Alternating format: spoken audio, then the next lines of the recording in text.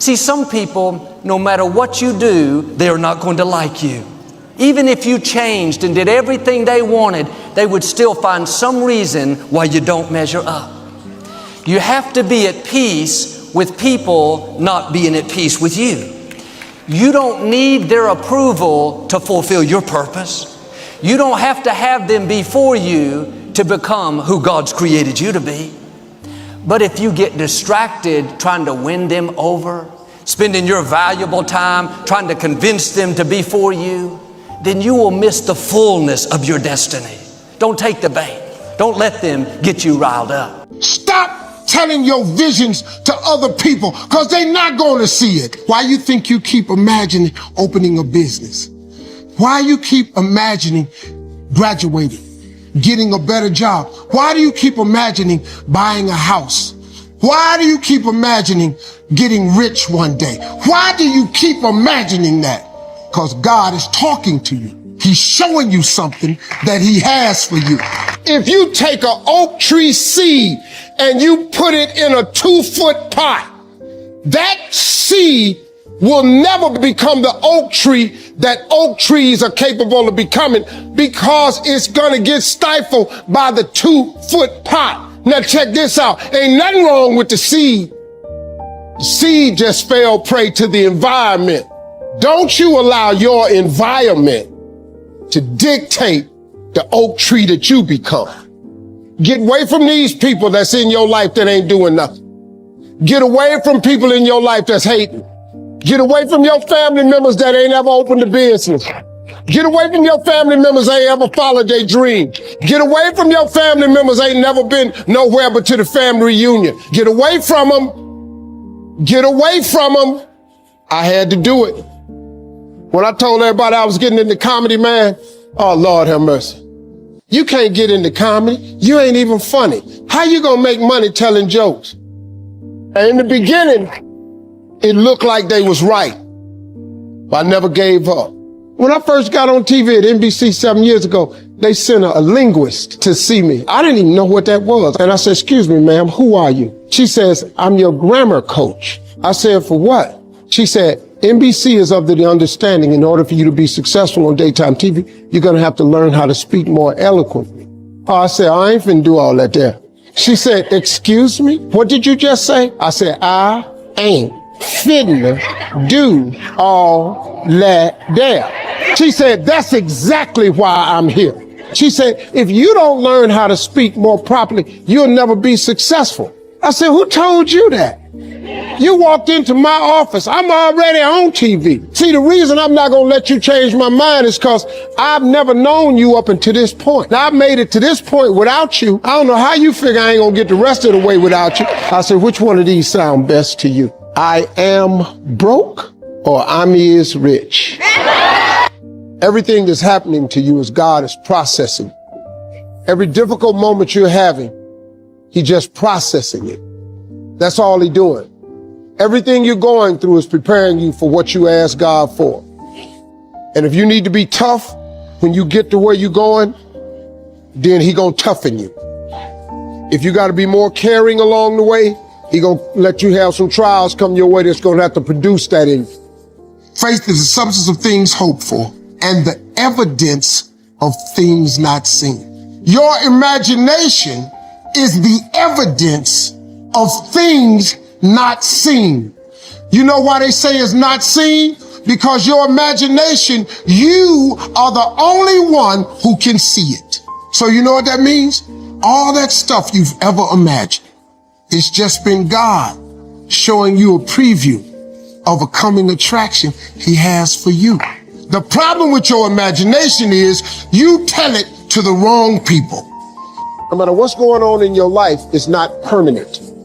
Everything is going to change. So there's two things you can do with change. You can react to it or you can participate in it. It's going to change anyway. So if you keep waiting around, you're going to have to react to the change. And now you behind. But if you participate in the change, if you know the job you have is not going to last forever. COVID proved that already. Where you go to work at every day, that's going to change. COVID proved that already. So what you got to start doing is you got to start anticipating that it's going to change and just start living your life with the preparation for change. You have to lose your fear of failure. Failure is a part of the process. People who never fail never try. Don't be afraid to reinvent yourself, and don't be afraid to be different, man. You ain't got to fit in the crowd. I tell my sons all the time, why are you following everybody when you were clearly meant to lead? It's always better to just do your thing. And I don't care what situation you done got your life in, you can turn your life around, because it ain't ever too late. See, I didn't get into comedy till I was 27. I was homeless from 30 to 33. I lived in a 1976 Tempo. I lived in a car for 3 years, man. And so people see me today, they don't know where I come from. And I tell young cats all the time, man, the key is you can't ever give up. This is yours. You're the captain. You're the master. You're the foreman. You're the general. You're the head. Don't give control of this to nobody. When you're at rest, you know God's in control. You know all things are going to work for your good. You know what He started, He's going to finish. My point is that the devil knows how to tell you and make you feel like you're never going to be happy again. You're never going to be loved again. That's the language that he lies with. God is most glorified in us when we are most satisfied in Him. Let me tell you something. Inconvenience doesn't stop God, and neither do your inabilities. Here's the truth. When you have missteps in your life, God is far more interested in what you're becoming than He is in what you're trying to accomplish. Consume yourself with happy things and people, and you will find yourself feeling like your mood and your energy is better. First big problem is that you have put a lot of people above you. Yeah. Put no one above you. No one. I put God above me. Besides that, there's no one better than me. If you have a story and you've had some experiences that can help other people, what you're sitting on can lift somebody up. Here's the simple truth. If you're exhausted at the end of the day, stop trying to exercise at the end of the day. It's really that simple. So I like this theory of personal development. There are a lot of things you don't need to know how they work. Just work them. Some people are always studying the roots. Others are picking the fruit. It all depends on what end of it you want in on. So asking is the beginning of receiving. I'm going to give you 3 words, and if you'll remember these 3 words and practice them, you'll maximize every mentoring experience you have. The first word is preparation. The second word is reflection. And the third word is action.